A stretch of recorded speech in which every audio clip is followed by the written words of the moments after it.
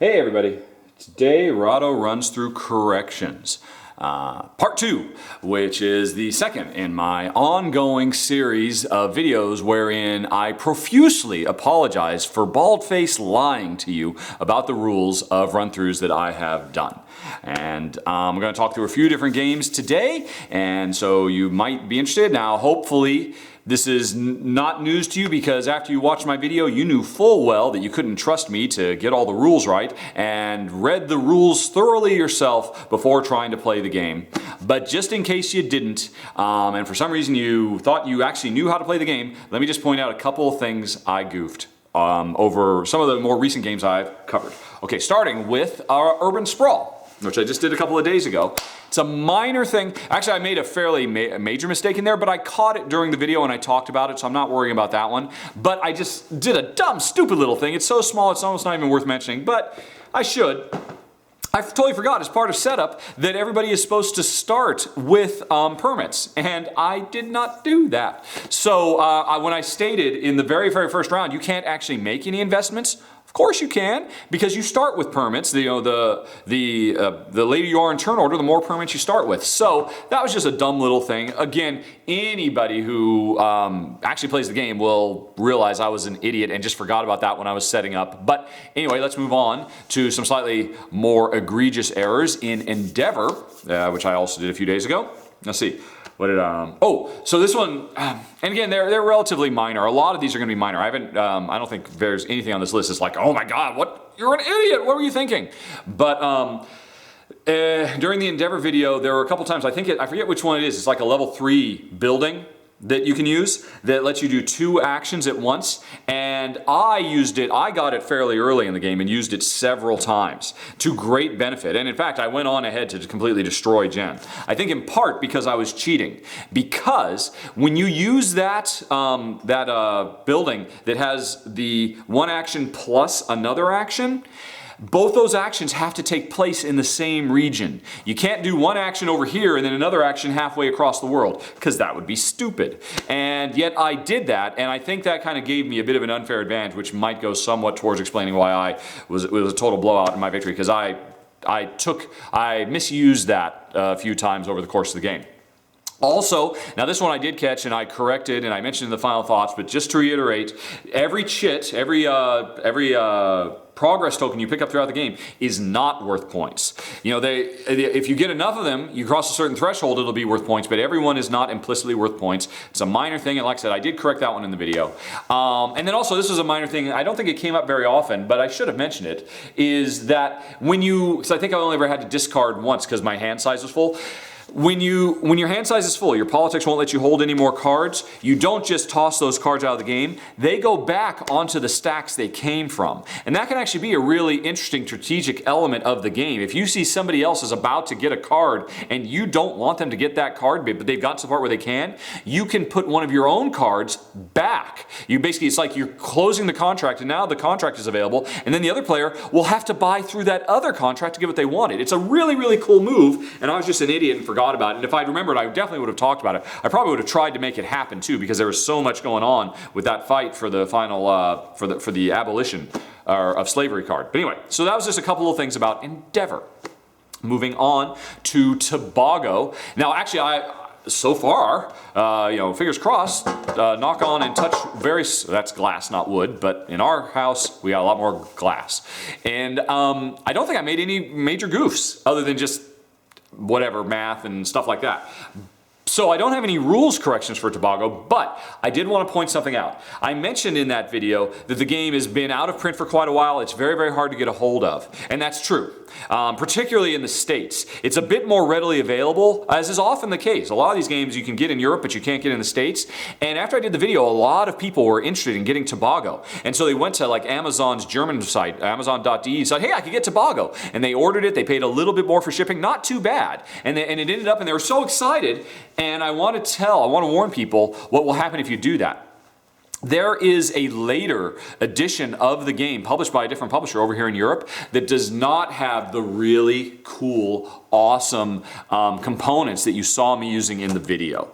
So I just want to warn you, if you do find a copy of this game and you are worried about it's not like they're bad components, they're just not awesome like the ones I showed you. So if that's important to you, double check before you try to order a copy from Tobago from overseas, because you might not like what you get. And so I just wanted to throw that out there as a warning. Okay. Moving on to Walnut Grove.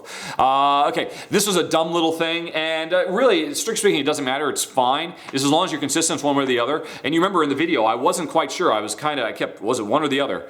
I ultimately said that whoever is closest to Town Hall gets to go first in turn order, and I was wrong. It's whoever is farthest away from Town Hall. Minor thing, just a dumb little goof. Just bear that in mind. And also, remember there was one moment in the video where I was collecting some goods and I was going to basically overflow and I didn't have enough space to collect all the goods, so I interrupted the action to pay off a debt so I'd have space. And I kind of knew when I was doing that it was kind of a cheeky move, and it turns out, yes, it was cheeky, so much so that it was cheating. You can't do that. You cannot interrupt an action to pay off a debt. You can pay off your debts anytime you want, but not by interrupting an action. So that was a dumb little thing.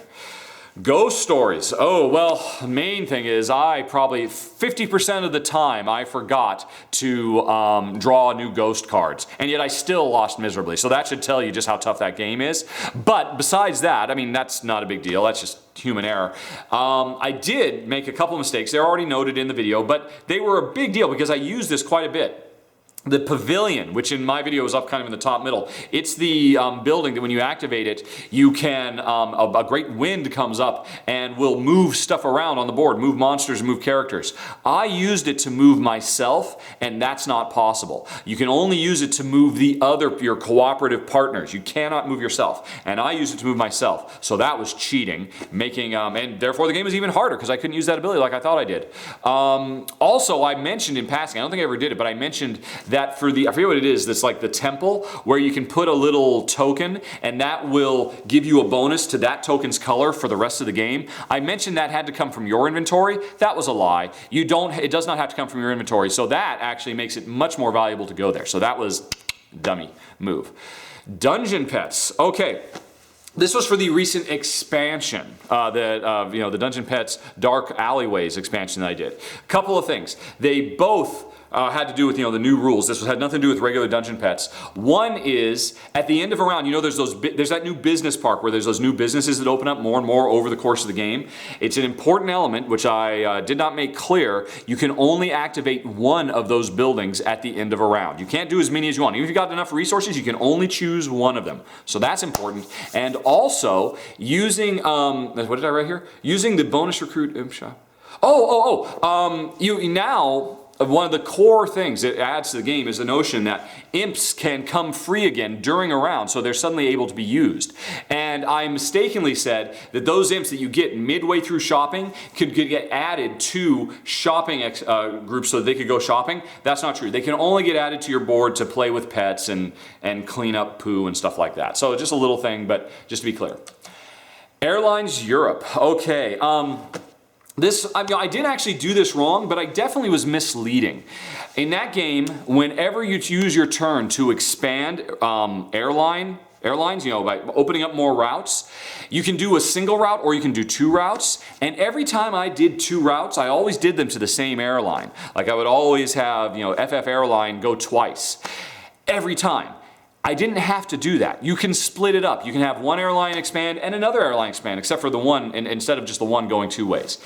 Like I said, I didn't play it wrong, but I might have given the impression that that's how you're supposed to play, and it's not. You can split it up. And kind of the opposite of that, at the beginning of the game, when you are choosing your opening stocks you're going to declare, they have to be from 2 separate airlines. You cannot do the same airline.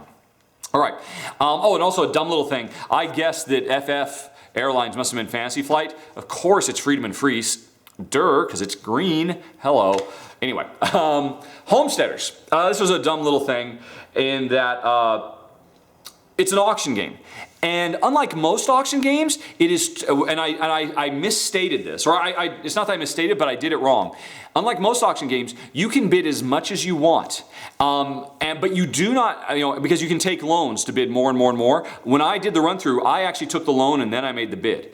You don't have to do that. You can bid as much as you want, and it's only after you win the bid that you have to take the loans. So you can, if you want to, artificially drive the price up, hoping that somebody else will still pay, and if they do, then you don't have to take on that debt at all. So that's a really, really cool thing. Very, very important thing to bear in mind with the bidding. And that's it, folks. Thanks for putting up with those little goofs. As you can see, they're all fairly minor. I almost decided not to do half of them. But what the heck, I said I was going to do this every week. I think it's still a good thing to do.